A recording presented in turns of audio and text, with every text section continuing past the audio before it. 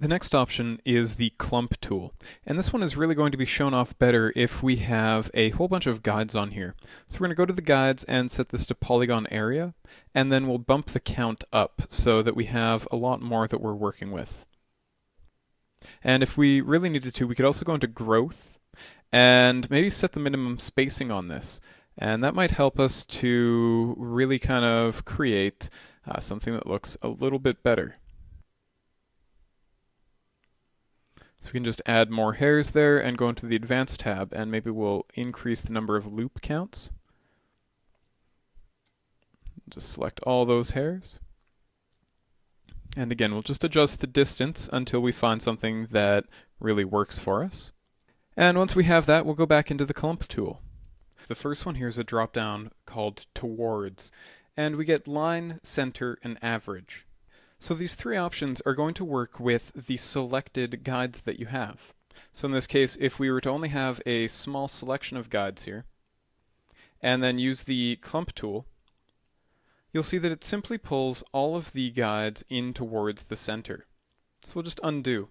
If we set this to center, what it's going to do is it's going to try and find an average between all of those. So again, if we click and drag inside the viewport, you'll see that all of these are being pulled towards the center of the mass.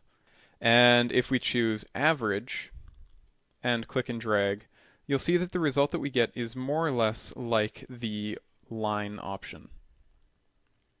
Now it is different in some ways, but really it's going to be choosing whichever one of these options gives you the look that you want.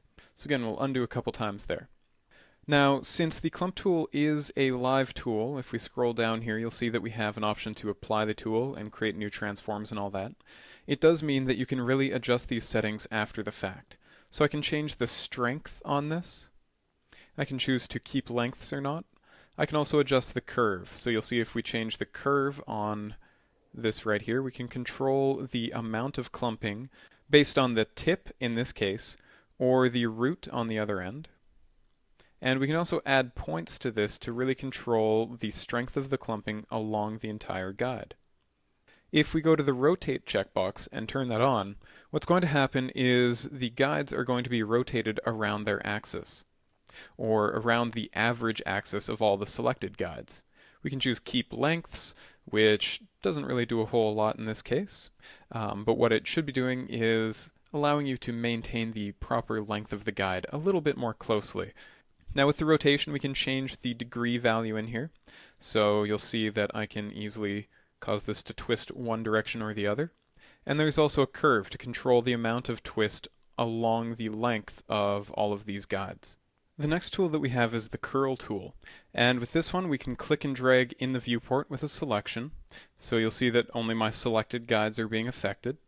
And again, the tool is live. So once I've activated the tool, I can move the strength slider as much as I want. I can also adjust the angle here, the tightness, so how much that is going to curl, and also the X height and the Y height. And this is how big the loops are going to be, and the X length and Y length. Now, you're not really seeing this to the full potential, so we're going to go into the hair object, and we're going to bump up the segments on the guides. If we go back to the curl tool, and then try applying the curl again, you'll see that this time you can see a lot more definition in the actual curl of the guides. Let's just undo a couple times there, and we'll take a look at the cut tool. So with this one, you have a radius option, so if you look in the viewport there, there's a little radius indicator, and I can change the radius. You have the option of working with visible only. You can also restrict this to the polygon selection like you've seen before in the other tools. You have controls over the shape, so again, circle, box, and diamond. You have the option to have this controlled by pen pressure. You can change the aspect of the shape, as well as the angle of the shape. You can also choose to only work with the selected guides. So again, I have no selection over here, but these ones are selected. But if I use the tool in the viewport, you'll see that it cuts to the length of the tool. If I just undo, if I choose selected only, it's only going to cut the selected guides that I had there. So we'll uncheck that. Cut at is going to allow us to use an object to help cut our hair. I can say create a cube, and move this up, and let's move it over, just like so. We'll go to the hair object, and then to the cut tool, and place the cube in the cut at. Of course, if you get the little restriction sign there, a good bet is always to try converting your object, and trying again. So this time you'll see that it is going to accept the cube in there. So now that I have that placed there, I can click Apply Cut Object. And if we move the cube out of the way, you'll see that all of the hairs that were inside of that cube's volume have been cut. So again, if I was to go over here, maybe just put that like that, and we can scale the cube out, go back to the hair object, choose the cut tool again, and the cube is still selected, so we can choose Apply Cut Object, and then simply move the cube out of the way again. And you'll see that all those hairs in the center have been cut. And if we go into the live selection here with the hair object, you'll see that they're sitting a lot further down there. The next tool that we have is the push tool. And this is a really handy one for getting any hairs that may have gone through your surface back onto the outside. So if I go to the brush tool and make sure that the collisions are turned off, I'm going to be able to brush some of these hairs here so that they fall underneath the surface. So you can see on the top side of my surface, I don't really have any hairs visible. Selecting the push tool, and then if we take a look down towards the bottom of the attributes manager here, we can click on Apply. And that's going to take the hairs or the guides and try to push those above the surface. Now we have a distance, and that's going to control how close to the surface these guides are allowed to go. And so you'll see with rather large values, you start to get something that's a little bit less desirable. But you also have the option of controlling the strength along the curve. So we can go from the root, or we can go from the tip, or we can use anything in between. Now we also have the option of using the surface. So if we don't use surface, we're not really going to get a whole lot happening for our results. We also have an option of using normals, and this is going to use the normals of the surface to determine which direction these guides are going to be pushed. So if we click Apply, they're going to be pushed out from the normal direction here. If we undo and uncheck Use Normal and click Apply, it's still going to usually push in the correct direction, but there is a chance that rather than pushing from the top surface up, it could possibly push the hairs the opposite direction, so push them in deeper. You also have an option here to select pushed, and so that's simply going to select any of the guides or vertices along the guides that have been affected by the tool in that operation. And there's also an option here to push guides away from each other rather than just away from a surface. So for this one, let's go to the hair object, and we will set this to polygon area, and we're just going to regrow so everything is straight up again, and we'll increase the count on our guides. We're also going to decrease the number of segments. We don't want this to take too long. So next we can choose push again and then select guides. And currently it's going to look for any guides that are within 0.197 inches of each other. So we're just going to turn off surface there, and so we'll only see the effect of the guides. We can click on Apply, and we might not notice anything happen, and that's probably because none of the guides are within this distance.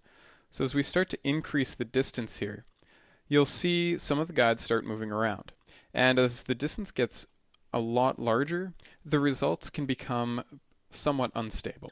So if we just undo a couple steps here again, we can uncheck the select pushed because we don't necessarily want to see which hairs are being pushed there. And let's set this back to 10 just because I went too far. And we'll go back to push. And again, we can choose the distance here and activate the tool and then start adjusting the distance. And this time it's going to take a lot longer because it's trying to act on all of these guides at once. And this is one of those things you should try to look out for when you are using this tool. Try to stick to only working with a few guides at a time.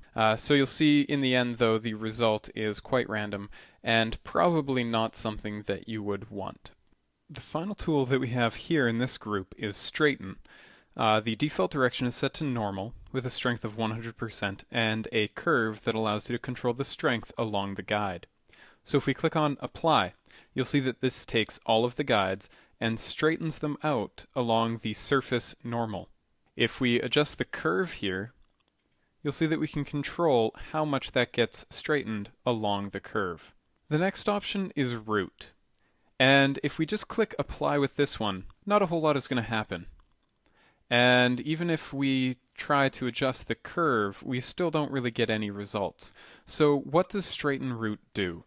Well, what it's going to do is it's going to look at the direction that the root is pointing and try to straighten the guide along that direction. So if I have a brush, and say I have some guides that are bent like this, it's important to notice the direction of the root. For these hairs right here, the roots are all kind of pointing in this direction on the screen, even though the tip is pointing in a different direction. But if we go into straighten with it set to root and click apply, it's going to look at the direction that the root was originally pointing and try to straighten out the guide that way. The next option is a long guide. So let's say I do have this curved guide, but the curve isn't all that's there. Maybe if I go into brush mode and choose something like kink and set this to points and really kind of mess those up, I can then go to straighten and choose a long guide and hit apply. And what it's going to do is try to straighten all of my selected points. I do have some points selected there, so let's just go to tips. We'll do Control-Shift-A to make sure they're all deselected, and we'll try a new transform on the straighten. And you'll see that it mostly maintains the curve of the guide, but it also cleans up that bumpiness a little bit. And if we run the command a couple times, you'll see that it eventually does kind of smooth out all those kinks.